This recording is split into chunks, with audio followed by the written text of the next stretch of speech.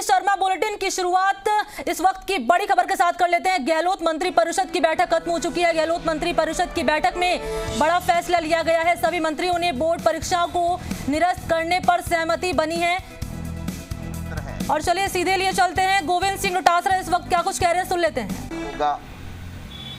जितने प्रतिशत लॉकडाउन खुला है उसी हिसाब से टीचर्स को बुलाए जाएंगे, और जब तक सार्वजनिक ट्रांसपोर्ट पूरी तरीके से नहीं खुल जाता है तब तक किसी भी टीचर को जो बाहर से आता है उसको वो शाला प्रधान उसको कंपेल नहीं कर सकता है, क्योंकि काफ़ी ऐसे टीचर हैं जो दूसरे डिस्ट्रिक्ट्स में रहते हैं। तो कहने का तात्पर्य, जब सार्वजनिक ट्रांसपोर्ट खुल जाएंगे और लॉकडाउन के हिसाब से जब ऑफिसेज खोलने की जितने प्रतिशत की छूट सरकार के द्वारा दी जाएगी उतने प्रतिशत शाला के अंदर टीचर आएंगे, शेष को दूसरे कार्य में लगाया जाएगा।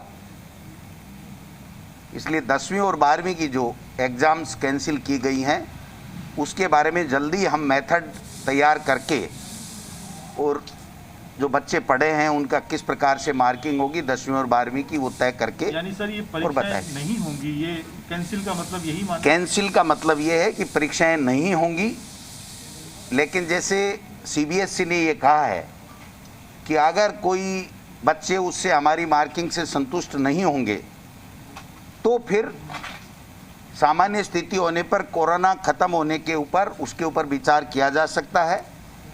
तो ये विकल्प हमारे लिए भी खुला हुआ है, लेकिन आज की तारीख में जो फैसला हुआ है वो ये हुआ है कि 10वीं और 12वीं की राजस्थान माध्यमिक शिक्षा बोर्ड की परीक्षाएं कैंसिल की गई हैं, नहीं होंगी। क्या पैटर्न कुछ डिसाइड, कुछ फॉर्मूले पे बात हुई है सर? क्या नहीं, वो फार्मूले पे यहाँ पे बात नहीं, वो एजुकेशन डिपार्टमेंट को तय करना है कि किस प्रकार से उन्होंने टेस्ट लिए हैं, हाफ ईयरली एग्जाम्स ली है, 10वीं के क्या मार्क्स हैं, 11वीं में उसकी क्या परफॉर्मेंस है, 12वीं में जो बच्चा पढ़ा है उसने किस प्रकार से पढ़ा है, कितना वर्कबुक में काम किया है, कितना उसने टेस्ट में लिखा है, कितना ऑनलाइन वो बिजी रहा है, किस प्रकार से रहा। तो वो सारी चीज़ें देख करके एक मेथड जल्दी हम लोग तय करेंगे जिससे बच्चे के भविष्य के साथ में कोई खिलवाड़ ना हो और वो पूरी तरीके से संतुष्ट रहे कि हाँ मैं इस कैटेगरी का था जितने नंबर मेरे आए। नए शैक्षणिक सत्र को लेकर एक बार दोबारा बता दीजिए सर। क्या नया शैक्षणिक सत्र 6 तारीख तक था, 7 से खुल गया। पीओ हमारा पहले से ही मौजूद है, कोरोना में उसकी ड्यूटी है। जितना लॉकडाउन कार्यालय खोलने के बारे में छूट देगी सरकार, उतने प्रतिशत टीचर को ही स्कूल में बुलाया जाएगा, लेकिन जब तक सार्वजनिक परिवहन चालू नहीं होगा तब तक वो टीचर अगर विद्यालय में नहीं जाता है तो उसके खिलाफ किसी तरह का कोई एक्शन नहीं होगा जो जिले से बाहर का है या आ नहीं सकता हो किसी कारण से, क्योंकि ये हमारी ड्यूटी में आता है कि सार्वजनिक ट्रांसपोर्ट नहीं खुला हो तो झुंझुनू का आदमी, अलवर का आदमी बाड़मेर में कैसे जाएगा, इसलिए उसका भी हमने ध्यान रखा है।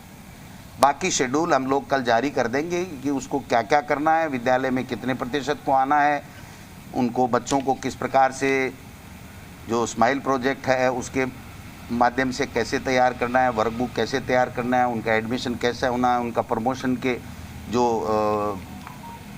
बनाने हैं मार्कशीट वगैरह, प्रमाण पत्र बनाने हैं वो कैसे बनाने हैं, ये सारी चीज़ें कल हम लोग जारी कर देंगे। सर, एक अनाथ बच्चों को भी सरकार उनका ध्यान रखेगी, इस पे भी चर्चा हुई है? बिल्कुल बिल्कुल, इस पे भी चर्चा हुई है और इसको विस्तार से प्रमुख शासन सचिव फाइनेंस को कहा गया है कि आप इसमें ढंग से तैयारी कीजिए, क्योंकि केंद्र ने जो पैकेज देने की बात की है वो बिल्कुल एक तरीके से वो पैकेज कोई पैकेज नहीं है। 10 लाख रुपए की बात की है, लेकिन तब दिया जाएंगे तब वो 18 साल का हो जाएगा, यानी उसको आज की तारीख में कुछ नहीं मिल रहा।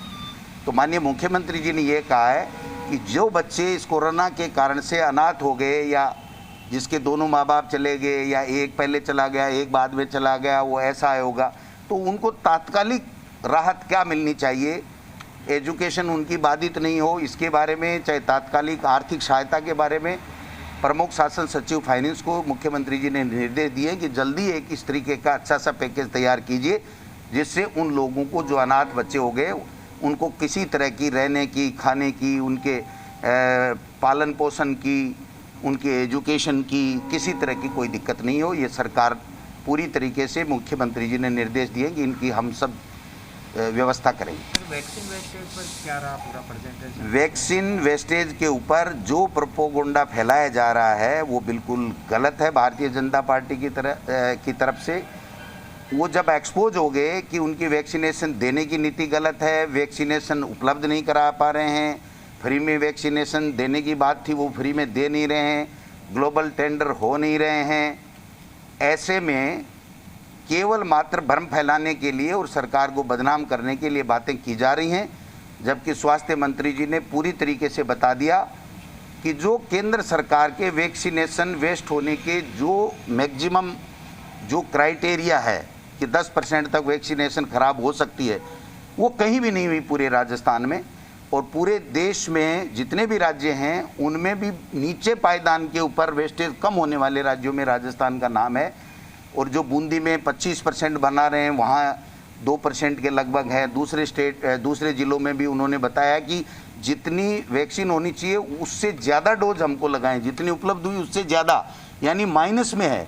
और वो कहीं 10% बता रहे हैं, कहीं 15% बता रहे हैं, कहीं 25% बता रहे हैं। तो जो मोदी जी वैक्सीन देने में विफल हो गए, जो भारतीय जनता पार्टी कोरोना संक्रमण में केंद्र की सरकार से किसी तरह की सहायता लाने में विफल हो गई, वो अब इस तरीके का भ्रमजाल फैला रही है जिससे कि उनको ये हो कि जो मोदी जी की बदनामी हो रही है वो कम हो। और भारतीय जनता पार्टी जो कहीं दिख नहीं रही थी इस कोरोना काल में लोगों की सेवा में, वो अपने आप को ये साबित करने में लगी हुई है कि देखो वैक्सीन थी। लेकिन 10 लाख का आंकड़ा कहाँ से लाए, वो कहाँ से लाए 10 लाख का आंकड़ा? कोई आंकड़ा नहीं है। तो मैं समझता हूँ कि ये सारा का सारा भ्रम फैलाया जा रहा है केंद्र के इशारे के ऊपर भारतीय जनता पार्टी के एमपीज, मंत्री और नेताओं के द्वारा। उसको हम लोग पूरे तरीके से खारिज करते हैं। और माननीय चिकित्सा मंत्री जी ने बाकायदा लिख के दिया है उनको, हर्षवर्धन जी को, जवाब कि ये है, आपने सार्वजनिक चिट्ठी की है इसलिए मैं भी सार्वजनिक कर रहा हूँ।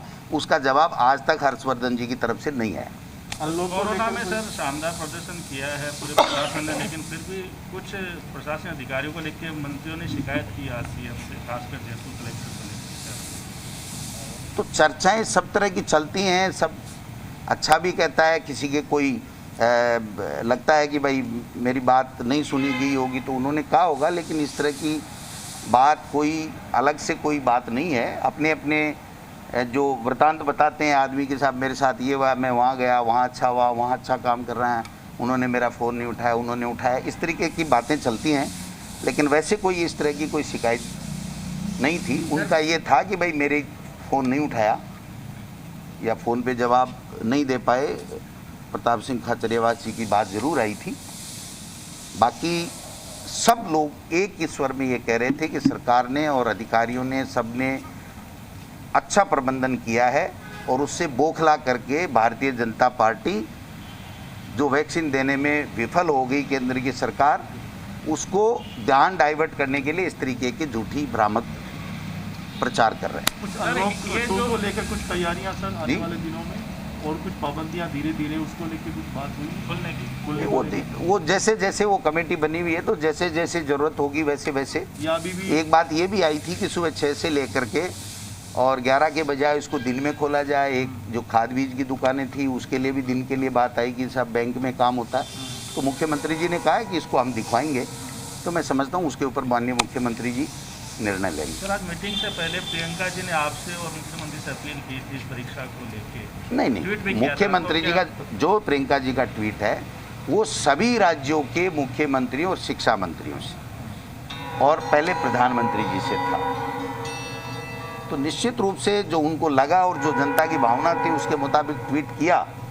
और उस ट्वीट को भी हमको प्रभावित किया उसने भी कि हमारी लीडर भी ये कह रही हैं, जनता भी ये कह रही है, अभिभावक भी ये कह रहे हैं। तो हमको भी आज मंत्रिमंडल में ये निर्णय किया कि भाई हम भी एग्जाम नहीं। सर कोरोना विदाई की तरफ केसेस कम हो रहे हैं तो संगठन में नियुक्ति आप लोग जिलाध्यक्ष तैयारी कर रहे हैं? आज तो आई बात हुई, आज तो आई गिनी है यार, दूसरी और गिनी। कुछ और थोड़ी सर इसके अलावा आप ही बता दो बिना सवाल के। हैं? बिना सवाल कुछ और डिस्कशन कोई खास बात कुछ और रही हो? नहीं, वो एकदम बहुत लंबी बैठक चली सर। वो तो कोरोना पे। तो अभी आपने सुना गोविंद सिंह डोटासरा को, जिन्होंने प्रेस कॉन्फ्रेंस करके साफ तौर पर ये कहा कि कोरोना का हवाला दिया है और कहा कि जो एग्जाम है वो रद्द कर दिए गए हैं छात्रों के, क्योंकि कोरोना के केसेस लगातार जो सामने आ रहे हैं उसके मद्देनजर